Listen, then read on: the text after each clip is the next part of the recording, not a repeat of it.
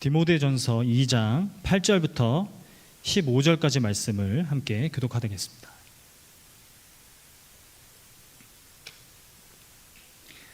다 찾으셨으면 함께 교독합니다.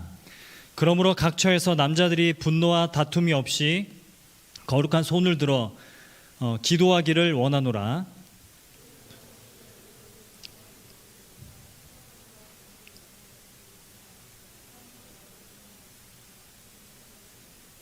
오직 선행으로 하기를 원하노라. 이것이 하나님을 경외한다 하는 자들에게 마땅한 것이니라. 여자가 가르치는 것과 남자를 주관하는 것을 허락하지 아니하노니 오직 조용할지니라. 아담이 속은 것이 아니고 여자가 속아 죄에 빠졌음이라. 그러나 여자들이 만일 정숙함으로써 믿음과 사랑과 거룩함에 거하면 그의 해산함으로 구원을 얻으리라. 아멘. 말씀 듣기 앞서서 우리 옆에 있는 지체들하고 이렇게 인사 한번 하고 말씀 나누도록 하겠습니다. 옆에 있는 또 오랜만에 보는 분들 또 이렇게 눈을 바라보시면서요, 이렇게 인사하겠습니다. 어디서 반항이야? 이렇게 인사하겠습니다. 네, 그만하셔도 됩니다. 네, 오늘 저는 디모데전서 2장 8절에서 15절 말씀을 가지고 세상에 반항하지 말고 저항하라, 이런 주제로 여러분과 말씀을 좀 나누고자 합니다. 여러분, 디모데전서를 계속 나누고 있는데요, 디모데전서는 바울이 디모데에게 남기는 이제 마지막 유언이라고 볼 수 있습니다. 저는 이제 디모데전서를 통해서 바울이 디모데에게, 정말 사랑하는 동역자 디모데에게 마지막으로 남겨주고 싶었던 말, 그 유언 같은 그런 말씀들을 여러분과 함께 좀 나눠보기를 원하는데요. 그래서 지난 시간에는 기독교 문화에 길들여지지 말고 복음에 젖어들라, 이런 제목으로 여러분과 좀 말씀을 나눴습니다. 그러니까 수치심이나 어떤 정죄감을 불러일으키는 기독교 문화에 길들여지는 것이 아니라 복음의 내용 그 자체에 날마다 젖어드는 그런 청년부가 되길 원한다, 이런 말씀을 함께 나눴습니다. 그리고 우리가 기독교에 대해서 만약 상처를 받는다면 그것은 혹시 기독교 문화에 대해서 상처를 받은 것인지, 아니면 정말 복음 그 자체에 대해서 상처를 받고 있는 것인지를 좀 돌아보기를 바란다, 이런 말씀으로 함께 말씀을 나눴는데요. 오늘은 세상 문화에, 이 잘못된 세상 문화에 반항하지 말고 저항하라, 반항하지 말고 저항하라, 이런 제목으로 함께 말씀을 좀 나눠보려고 합니다. 여러분, 종종 학교나 기업에서 또 회사에서 또 세상에서 여러분 부조리하고 이건 너무 불의하다라고 싶은 그런 일들을 여러분 경험하신 적이 있으십니까? 뭐 직장에서 뭐 갑질을 당했거나, 아니면 어떤 뭐 성차별이 있었거나, 뭐 성희롱이 있었거나, 이러한 불의하고 부조리한 어떤 세상의 문화들을 여러분 경험하실 때 여러분은 어떻게 맞서십니까? 대부분의 사람들은 무관심하게 그냥 지나치는 경우가 굉장히 많습니다. 그냥 지나쳐버리는 경우가 굉장히 많은데, 여러분, 그런데 우리가 또 맞서야 할 때도 분명히 있죠. 이러한 세상의 불의함과 부조리함, 이런 것에 대해서 우리가 맞서야 될 때가 분명히 있는데, 여러분 그럴 때 어떤 태도로 맞서십니까? 이게 오늘 말씀을 통해서 제가 여러분과 나누고 싶은 주제입니다.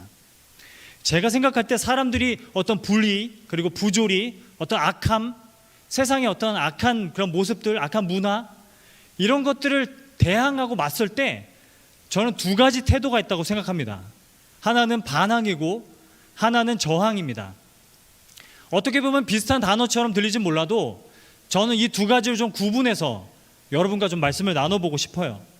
사전적인 정의를 보면요, 이 네이버 국어사전을 좀 찾아보면 반항은 이렇게 정의합니다.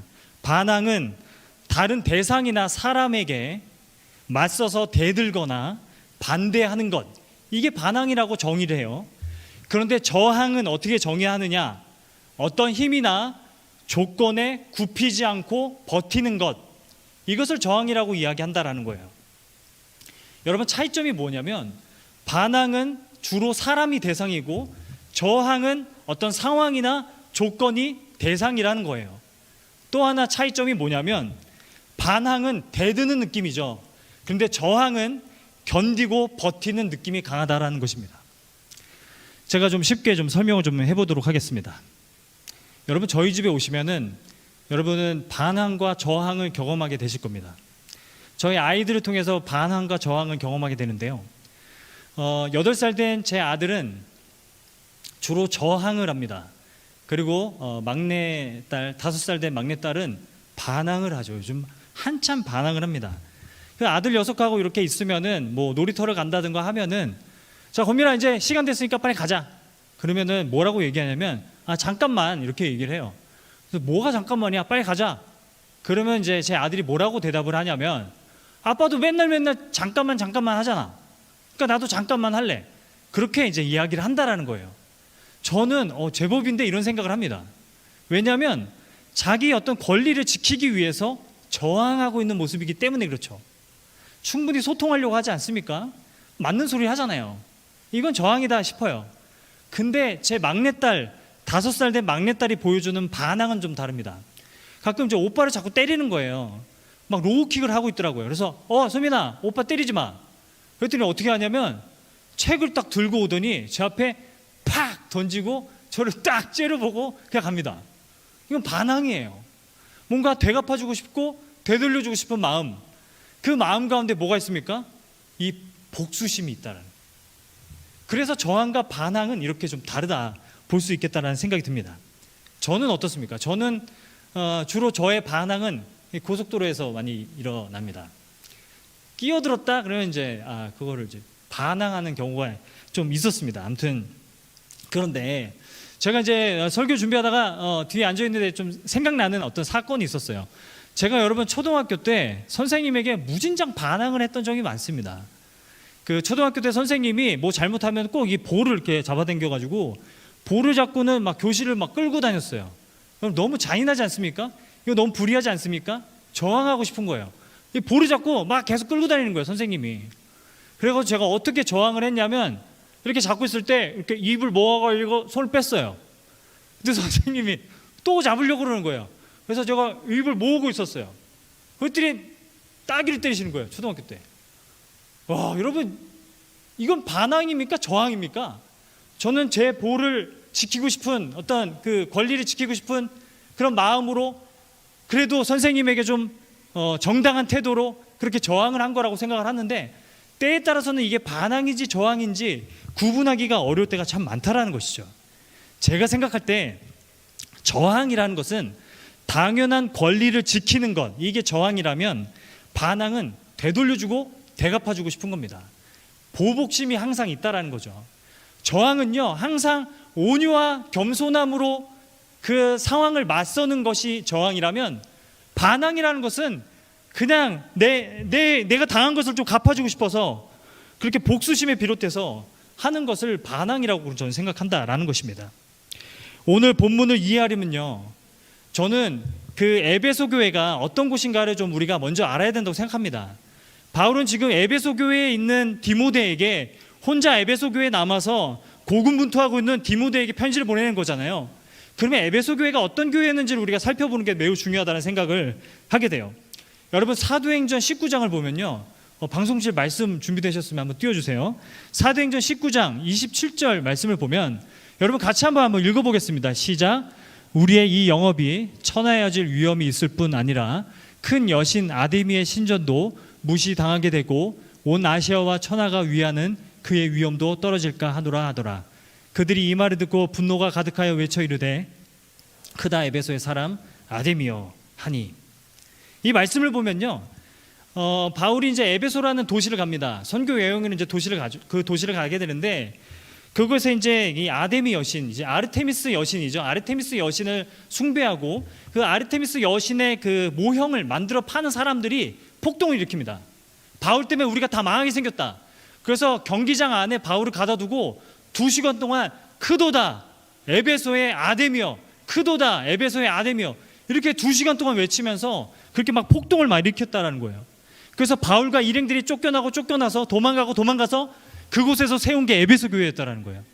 그러니까 에베소 교회는요, 계속해서 그 아르테미스 여신을 섬기는 그런 사람들로부터 많은 박해를 받았던 그런 교회였다라는 것이죠. 여러분, 그 에베소 지역에는 그 세계 7대 불가사의 중에 하나인 이 아르테미스 신전이 있었어요. 이게 어느 정도 크기냐면은 축구장 그 그 정도 규격이라고 해요. 굉장히 화려하죠. 웅장하죠. 그런 신전이 있는 거예요.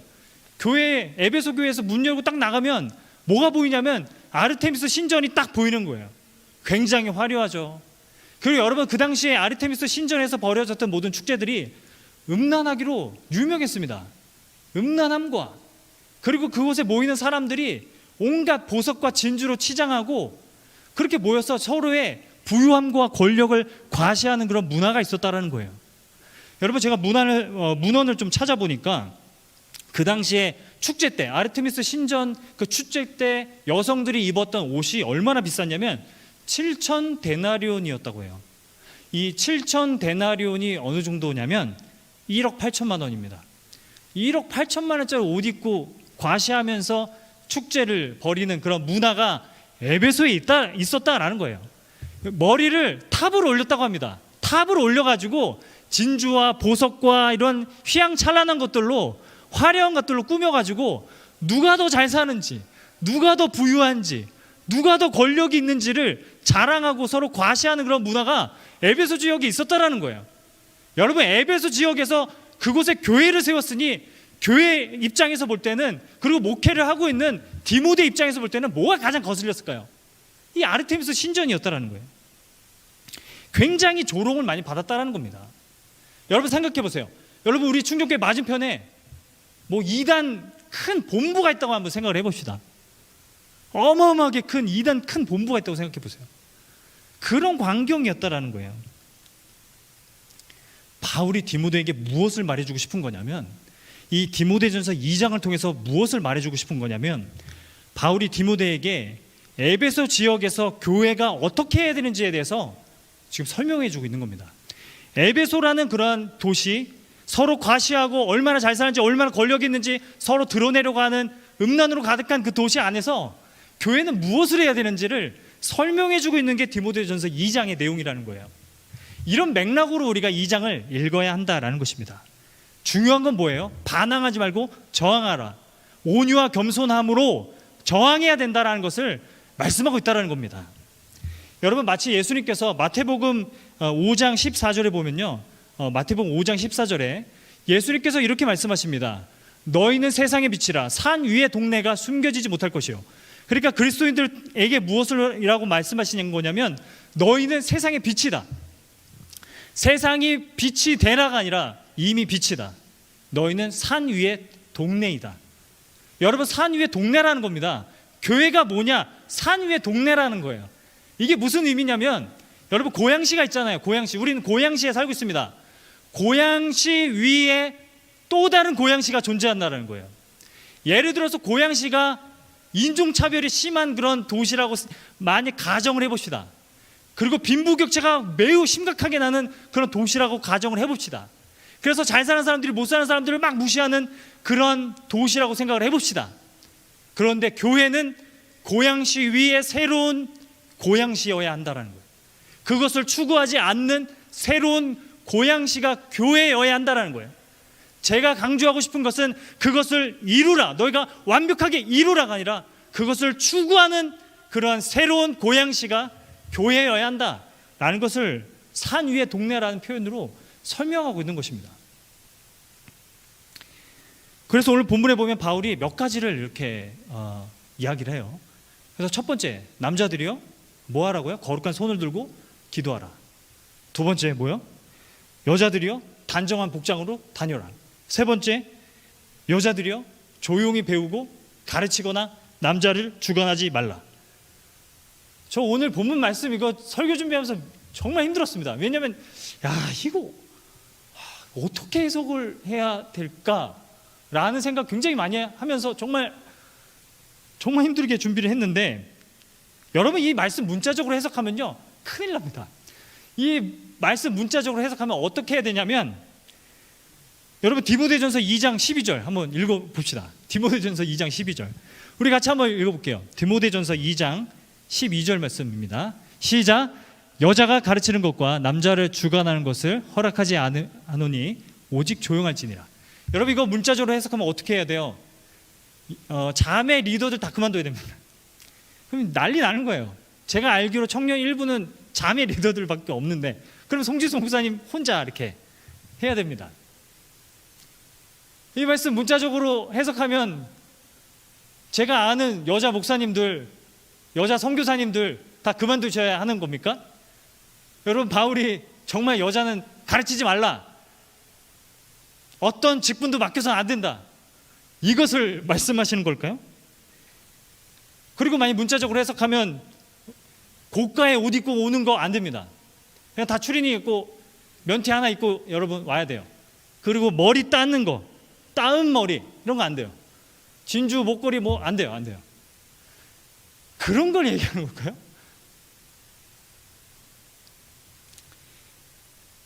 그리고 더 심각한 거, 마지막 15절 보면 해산함으로 구원 얻으리라. 그러면 아기를 낳아야 구원을 얻는다는 말입니까? 제가 알기로는 예수 그리스도를 믿음으로 구원을 얻는 방법 외에는 다른 구원을 얻는 길이 없다고 저는 믿는데, 그러면 출산을 해야만 구원을 얻는다는 얘기입니까? 이렇게 문자적으로 해석하면 도저히 무슨 의미인지 몰라요. 여러분, 저는 그냥 여성들이 가르치면 안 된다는 것을 이야기하고 있다고 생각하지 않아요. 왜 그러냐면 바울 동역자들 중에는 여성 지도자들이 많았습니다. 로마서에 보면 베베가 있었어요. 그리고 빌립보 교회에는 유오디아와 순두개가 있었어요. 그리고 빌립의 네 딸들이 그때 당시에 예언을 하고 설교를 하고 있었어요.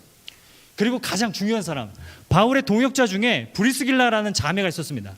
이 브리스길라라는 자매는 여러분 그 에베소 교회 그 지도자였던 아볼로를 특별히 가르쳤던 사람이에요.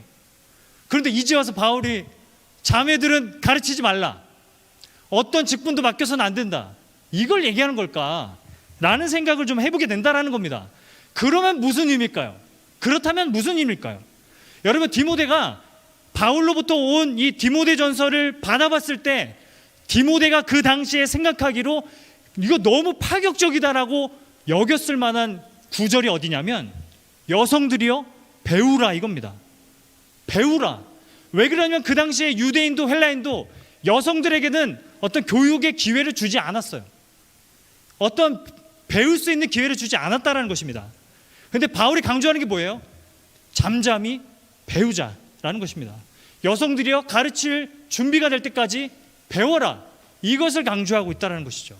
그래서 이어지는 말씀을 보면 지금 에베소 교회의 여성들이 남성들에게 배워야 하는 이유에 대해서 설명하고 있는데, 그 이유는 무엇이냐면 아담이 하와보다 먼저 창조되었기 때문에 하나님에 대한 얘기를 하와는 아담에게서 들어야만 했습니다.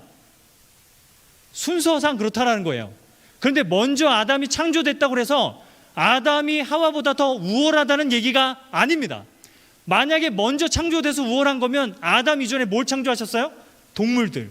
그럼 사람보다 동물이 더 우월한 겁니까? 그것도 아니잖아요. 우월하다는 의미가 아니라 아담이 먼저 창조되어서 아담에게서 하와가 배워야 했듯이 에베소 교회 여성들이요 남성들에게 지금은 배워야 할 때입니다라고 말해주고 있는 겁니다. 그리고 하와가 아담에게서 뒤늦게 들었기 때문에 유혹에 더 취약했던 것처럼 에베소 교회 여성들이요 지금은 배움의 기회가 없었던 여성들이 거짓 어떤 교훈이나 이단들에게 넘어갈 그런 위협이 크기 때문에 지금은 잠잠히 배워야 할 때입니다 라고 말씀하는 내용이라는 것입니다.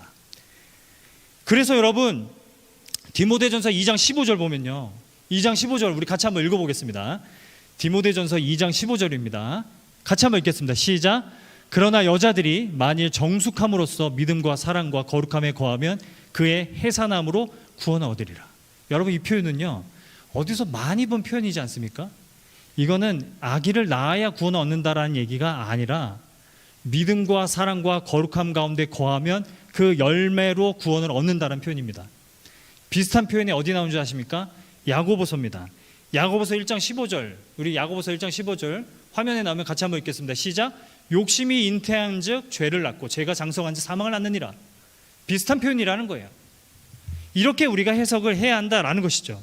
여기까지가 이제 오늘 본문에 대한 해석을 어떻게 해야 되는 건가에 대해서 제가 여러분께 좀 길게 설명을 좀 드렸습니다.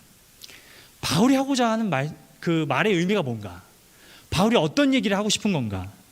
여러분 바울은 디모데에게 에베소의 그 어떠한 타락한 문화, 잘못된 문화, 어떻게 대항하라고 얘기하는 거냐면 일체의 어떤 복수심으로 반항하지 말고 온유와 겸손함으로 저항하라고 이야기하고 있는 겁니다. 무관심하게 지내는 것이 아니라, 그렇다고 보복심으로 공격적으로 나가는 것이 아니라 온유와 겸손함을 잃지 않고 끝까지 저항하라고 말씀하고 있다는 것입니다. 그래서 디모데전서 2장 1절은 이렇게 시작해요. 모든 사람을 위해서 기도하라고요.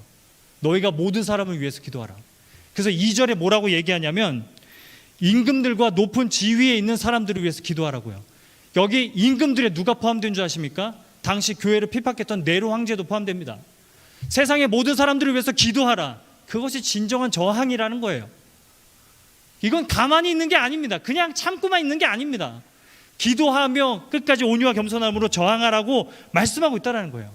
세상이 음란함과 차별과 과시와 이런 말도 안 되는 불의와 부조리로 가득하면 가득할수록 제발 반항하려고만 하지 말고 저항하라 라고 얘기하고 있다는 겁니다.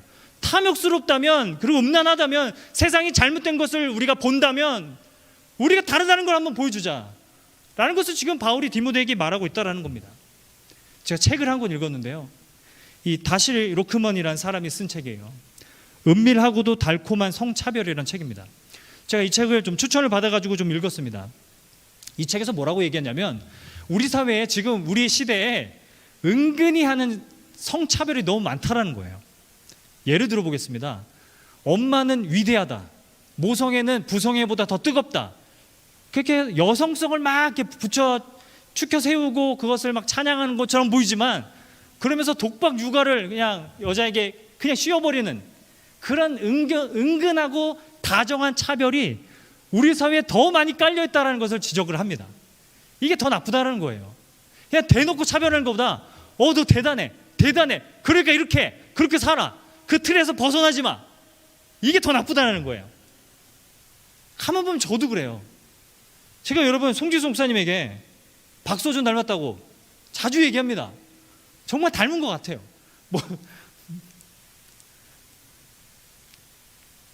죄송합니다. 이게 차별이라는 거예요. 은근히 다정한 차별. 그러면서 막 커피 사달라고 그러고, 그래서 많이 얻어먹고 뭐 시키고 뭐 해야 될 일이 있으면 막 시키고 그럽니다. 박서준 막 이러면서 너무 잘생겼다. 머리 내리면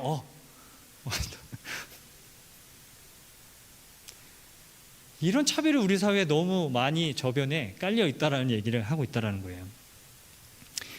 에베소 도시는 그 아르테미스 여신을 숭배하는 사람들이 많아서 은근히 여성성을 찬양하고 막 여성에 대해서 막 숭배하는 것처럼 보이지만, 그래 놓고는 여성에게는 배움의 기회는 하나도 주지 않고 다 박탈해버리고, 여성은 그냥 남성의 짐처럼 여겨버리고, 그렇게 이중적인 그 에베소 도시의 모습을 보면서 우리 교회가 좀 다르다는 것을 추구하고 보여주면 안 되냐.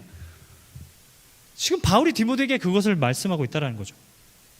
그냥 껍데기만 그럴듯한 그런 모습이 아니라 제발 그 알맹이로부터, 그 본질로부터 다르다는 것을 좀 우리가 추구하면 안 되냐. 그렇게 추구하도록 하라. 반항하지 말고 진정 우리가 온유와 겸손함으로 저항하자, 이런 얘기를 하고 있다는 겁니다. 이게 하나님께서 이 도시에, 고양시의 일산의 마두동에 이 교회를 세우신 목적입니다. 하나님이 이 교회를 이렇게 세우신 겁니다. 저항하라고요.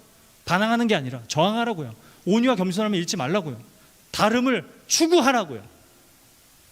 여러분, 정말 중요한 것은 무엇이냐면 그것을 완전히 성취할 수 있도록 노력해라. 하나님이 그렇게 말씀하시는 게 아니라는 거예요. 여러분, 기독교는 선한 행위들의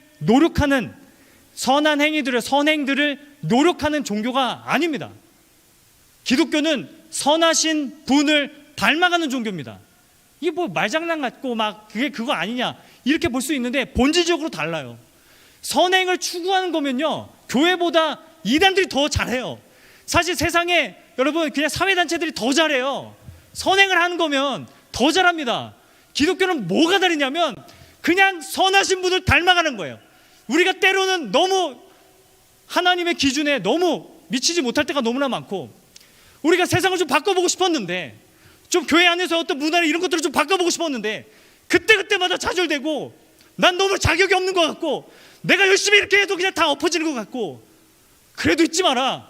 우리는 선하신 분을 그래도 닮아가는 사람들이다. 이게 교회의 구별되는 정체성이라고 말씀하고 있다는 겁니다. 여러분, 만약에 교회 안에서 우리가 세상을 바꿔야 됩니다. 여러분, 세상을 바꾸십시오. 나가서 세상을 바꾸십시오. 이번 한 주도 세상을 바꾸십시오. 이거는 새로운 율법주의입니다. 기독교는, 제가 믿기로 기독교는 선하신 분을 닮아가기 때문에, 이게 너무 중요한 이유는 무엇이냐면, 때로는 우리가 잘할 때가 있어요. 일산 지역에서 내 삶이 그래도 내 직장 안에서 선한 열매를 막 맺을 때가 있어요. 그때도 내가 하는 것이 아니기 때문에 온유와 겸손함을 잃지 말라고 하시는 거고, 때로는 내가 너무 못할 때가 있어요. 내 삶이 정말 엉망으로 살 때가 있어요.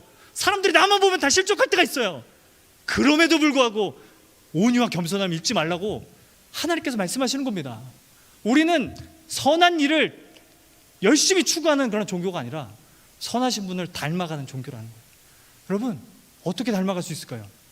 빛이신 예수 그리스도를 마음에 품으며 살아가는 겁니다. 저 이거 외에는 답이 없다고 생각합니다. 어떻게 우리가 세상을 바꿔요? 우리의 삶도 바꾸지 못하고, 내 삶도 바꾸지 못하고, 내 성격도 바꾸지 못하는데 우리가 어떻게 세상을 바꿔요? 세상의 빛, 충격교회 청년부가 세상의 빛, 마두동의 빛, 일산의 빛, 웃기는 소리 하지 마세요. 그렇지 않습니다. 어떻게 할 수 있는가? 예수 그리스도라는 빛을 그냥 날마다 품고 살아가는 겁니다. 잘하든 못하든 그렇게 살아갈 때 예수 그리스도가 우리를 통해서 드러나게 된다라는 것을 말씀하고 있다는 것이죠. 코로나 이후로 교회는 소통 불능이고 반항심이 가득한 종교가 되어버렸어요.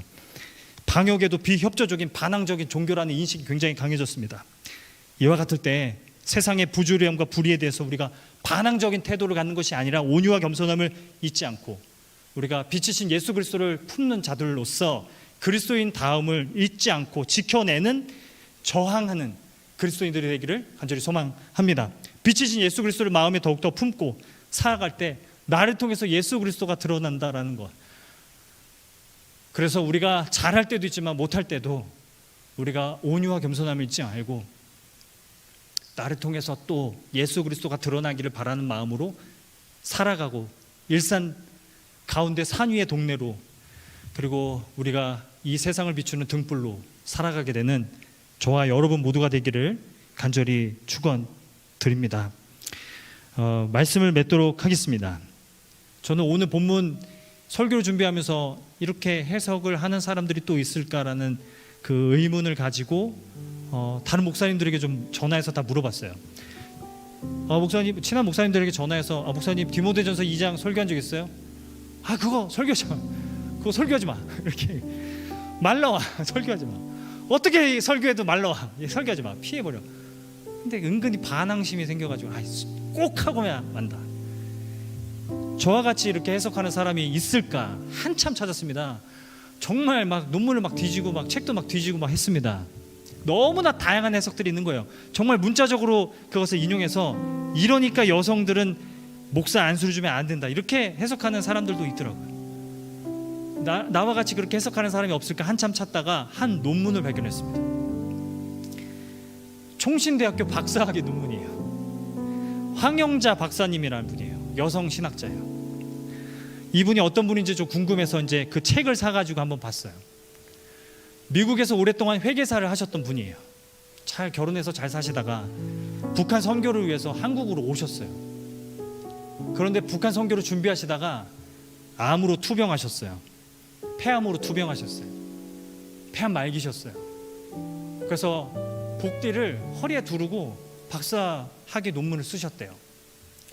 2017년에 바울이 보는 남녀관이라는 주제의 논문으로 박사학위를 받고 그에 소천하셨어요. 그 논문을 딱 들고 보는데 그분이 마지막으로 남겨주신 유언과 같았어요. 오늘 본문을 해석하고 있는 곳을 찾아봤습니다. 뭐라고 얘기하냐면 이렇게 얘기합니다. 오늘 본문에서 바울은 여성들에게 이렇게 말한다. 여성들이여, 이 세상처럼 권력을 가지고 휘두르듯이 가르치지 말고 잠잠하게 가르칠 준비가 될 때까지 배워야 한다. 바울이 이렇게 말했을 것이다. 이렇게 해석을 했습니다.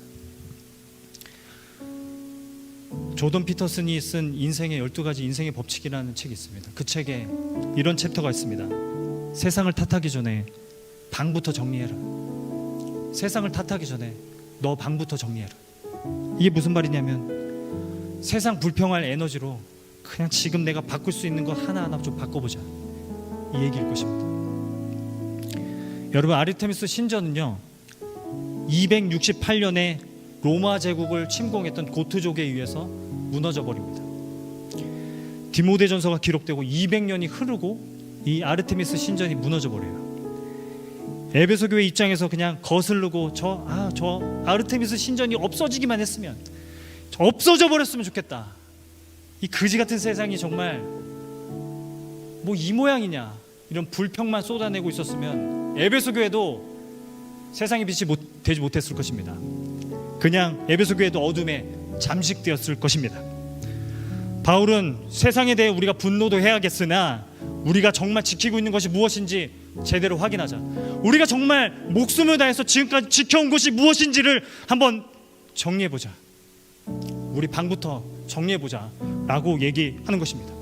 어떻게 보면 회의주의처럼 보여질 수도 있겠지만, 다 포기한 것처럼 보여질 수도 있겠지만, 그렇게 바울로부터 그렇게 정리하기 시작해서 아르테미스 신전이 무너지기도 전에 에베소 교회는 남녀가 평등한 그런 교회를 만들어 버렸다라는 것이죠. 그리고 종교개혁이 일어날 때쯤에는 여러분, 여성 지도자들 그 비율이 50%가 넘었다고 합니다. 그런 일이 교회를 통해서 일어난다고 하나님께서 말씀하신다라는 것입니다.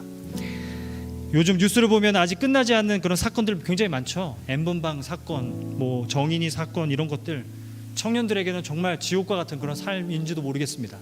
너무나 힘들어서 정말 하나님 능력 의지해서 내가 살아보고 싶은데 정말 너무나 힘들고 어려운 그런 세상 가운데 살아가는 청년들이 저는 굉장히 많다고 생각합니다.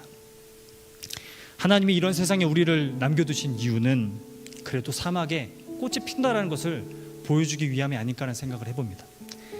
정말 지옥과 같은 세상으로 보여질 수도 있겠지만 이 세상 가운데서 우리가 천국을 맛보고 천국이 이 땅에 임할 수 있다는 것을 하나님은 그래도 우리들에게 보여주고 싶어서 그래도 우리들에게 교회라는 모습으로 이렇게 모이게 하시는 줄을 믿습니다. 여러분, 빛은 어둠을 물러가게 합니다. 빛이 들어오면 모든 어둠이 사라집니다.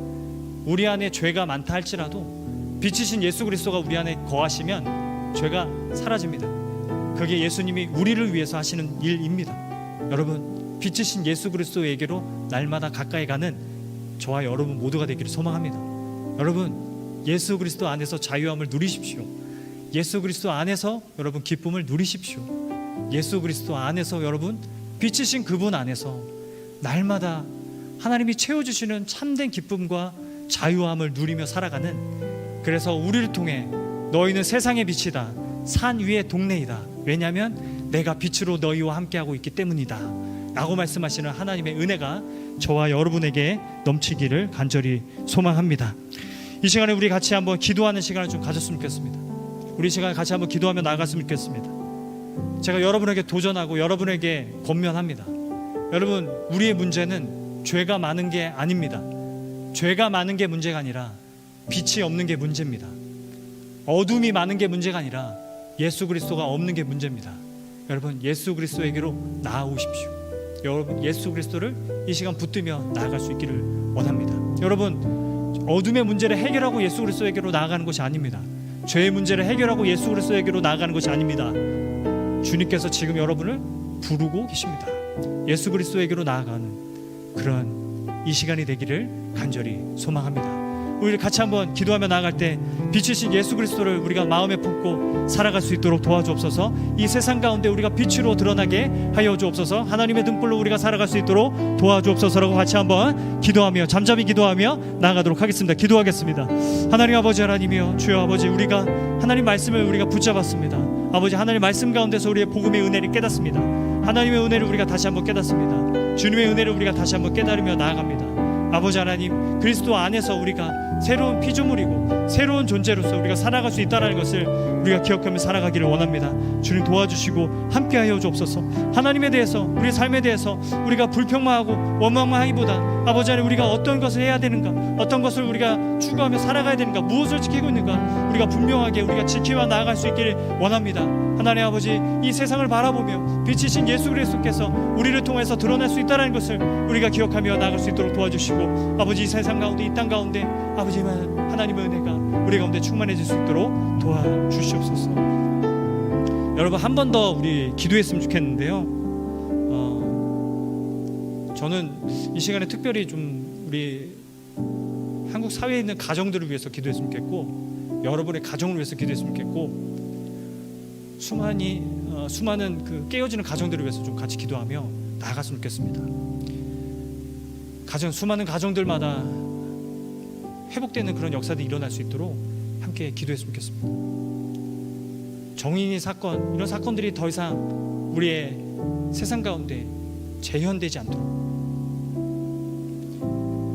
우리를 살리기 위해 자신의 아들을 십자가에 못 박으신 그 하나님의 사랑 우리 가운데 임하여서